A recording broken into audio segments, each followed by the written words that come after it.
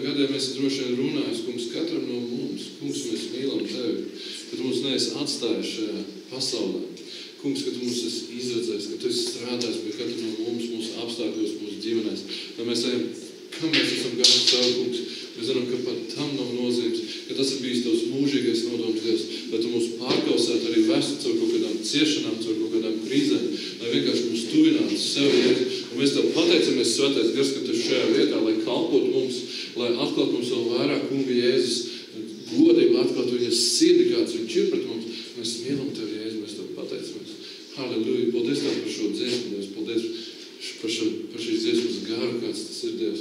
Halleluja. Kungs, ka mēs nekļūstam tādi vienkārši augsti kaut kādi dziedātāji, kaut kādi nocietināti kristieši, kungs, ka mūsu sirds ir īstā vietā, ka mūsu gars tiecās pēc tevis, ka mēs varam raudāt tavā klātbūtnē, kungs, ka mēs varam raudāt par tevi, Jēzu, ka mēs nekad nekļūtu tik zināšanu pilni, kungs, vai kaut kādu vēl nocietināt Dievs, ka mēs nevarētu raudāt par tevi, mēs mīlam tevi, kungs, mēs gribam tevi pielūgt, visādā ziņā mēs sakam, tu esi mūsu dzīvība, kas gan mēs būtu bez tevis. Kas gan mēs būtu bez tevis, kas gan mēs būtu bez tavu pieskārienu, kungs. Es tev pateicos personīgi, Dievs, ka bez tevis es būtu labākā gadījumā nožēlams alkoholiķis, kaut kāds, kungs, Dievs, dzīves lūzeris, kaut kāds sakauts cilvēks. Paldies, Dievs, ka, kungs, ja man kaut kas ir, ja es kaut ko spējīgs, es labu domāt vai darīt, tas ir no tevis, tā ir tava dzīvība mūsos, manī, katrā no mums, kungs. Halleluja! Paldies, ka tu esi dzīvs. Paldies, ka tu mājo mūsu sirdīs, ka mums nav reliģija, ar kuru mēs tuvojamies tev, bet ka tu dzīvo mūsos, Jēzu. Un tā ir mūsu nepieciešamība sanākt šeit. Un slavēt tevi. Halleluja! Halleluja! Halleluja! Un Dievs mīl visu, kas nāk no mūsu sirds draugi. Halleluja! Ok? Uz šodien mēs. Mēs ļoti bieži savā dzīvē apliecinām, ka mēs mīlam Dievu. Ne? Un tas man liek pārdomāt to, ko nozīmē mīlēt. Kas ir mīlestība? Un pirmais, kas mums nāk prātā, tās ir emocijas. Kad mēs sakam, es tevi mīlu. Mīlestība ir arī emocijas. Bet pamatā mīlestība ir attieksme un rīcība. Amen. Mīlestība patiesībā pretēji gramatikas likumiem ir darbības vārds.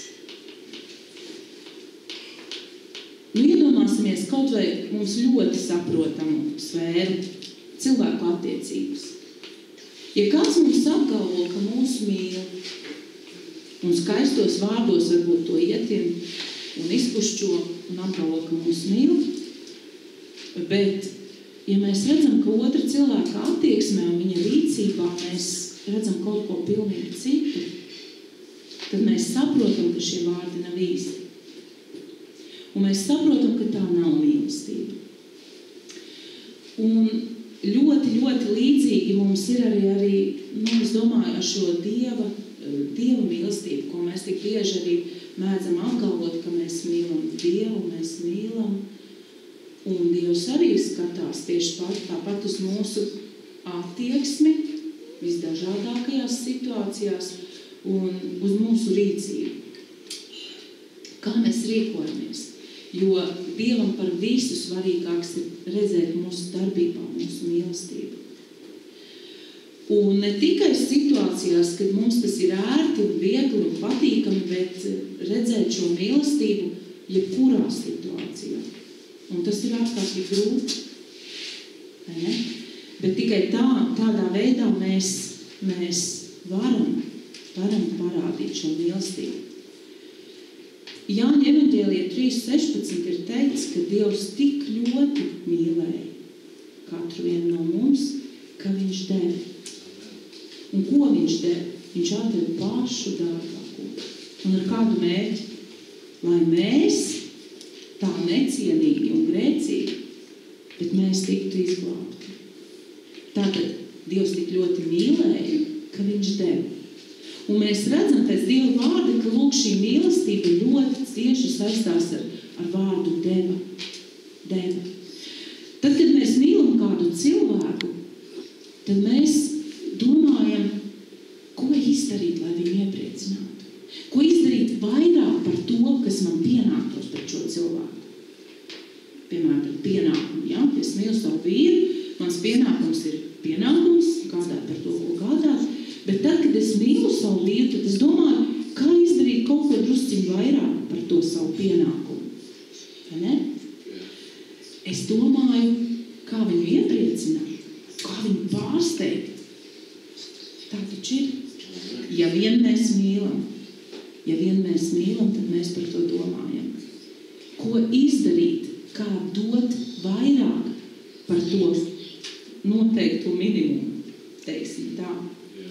Lūk, ar Dievu ir arī ļoti, ļoti līdzīgi. Ja es mīlu Dievu, tad es arī dodu. Dodu Dievam slavu, godu, es Dievam dodu laiku, es dodu savas dzīves resursus, es viņam dodu savas dzīves enerģiju, jo es mīlu. Es mīlu un dodu, un es dodu, jo es mīlu. Tās ir ļoti, ļoti tādas ciešas sakarības, kuras jo ātrāk mēs saprotam, jo ātrāk mēs tā kā sākam novērtēt un saprast, ko nozīmē vispār mīlēt. Un noteikti šajās mīlēšanas un došanas attiecībās nekad nevarētu būt aprēķins, ka es mīlu un dodu, lai saņemtu pretī. Jā. Jo aprēķins ir tas, kas patiesībā uzliek slapju lupatu tai mīlestībai. Jo tā mēs to varam izteikties, vai ne? Tajā brīdī, kad mēs kādam mīlestībā cenšamies iepriecināt un dot, un visu laiku domājam, ka tagad es pretī saņemšu, tad tas padara to vērtību galīgi mazāk, vai ne, to došanas un mīlestības vērtību.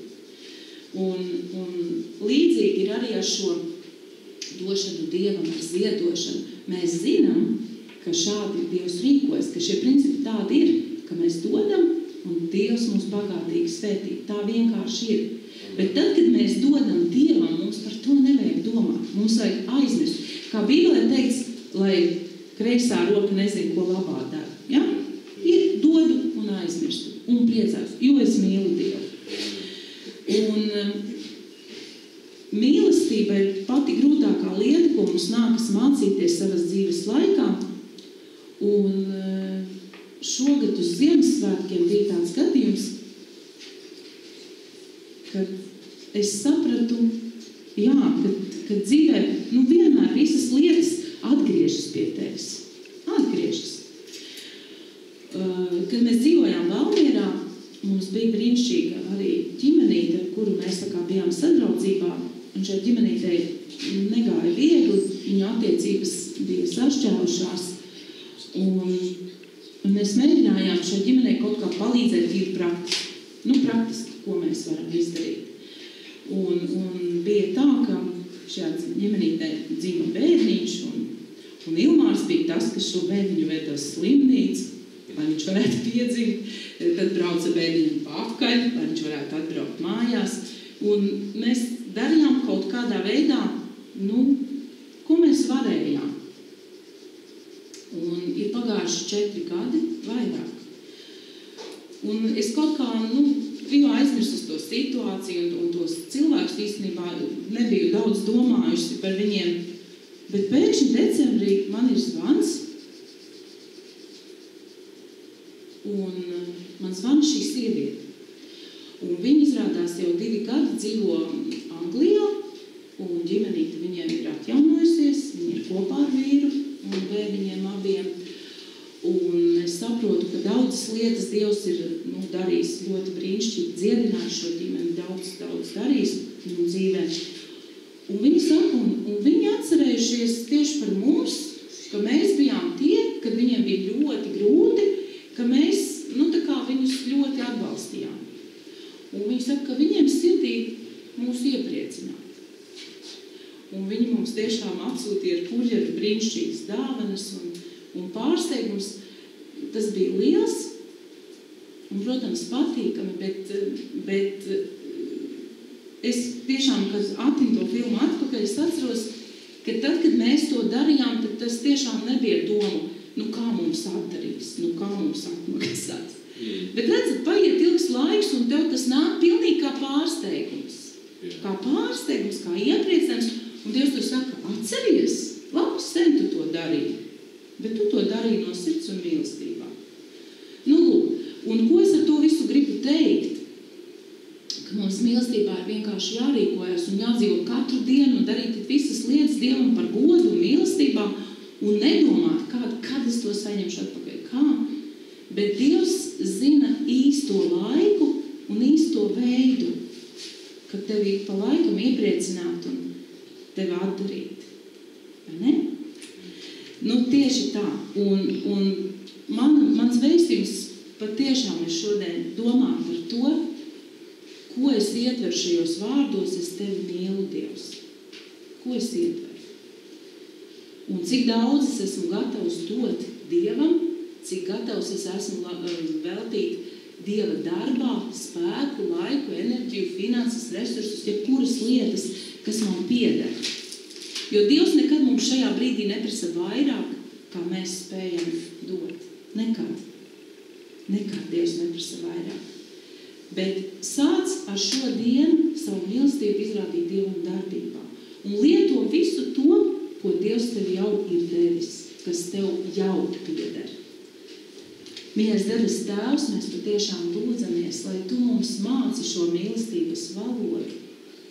Un lai mēs to mācamies patiesi garā. Jo mīlestības valoda ir augstākā valoda, ko mēs spējam šajā dzīvē iemācīties. Un tas būs tas, ko mēs visu dzīvi varēsim mācīties. Un Dievs, Tu esi teicis, lai mēs nepaliekam nevienam neko parādā kā vien mīlestību. Paldies Tev, mīļais Kungs, par Tavu mīlestību. Un es lūdzu par katru vienu, kas mēs esam šeit, lai mēs mācītos ikdienas Tevi, Dievs, mīlēt ar saviem darbiem, ar savu attieksmi. Svētī mūs patiešām katru devēju, katru savu mīļo bērnu. Svētī, pagodinies Dievs tieši ar to, kas šobrīd katram ir tik ļoti vajadzīgs. Tieši šobrīd, kas katram ir tik ļoti aktuāls. Dievs, pagodinies. Pagodinies katrā situācijā.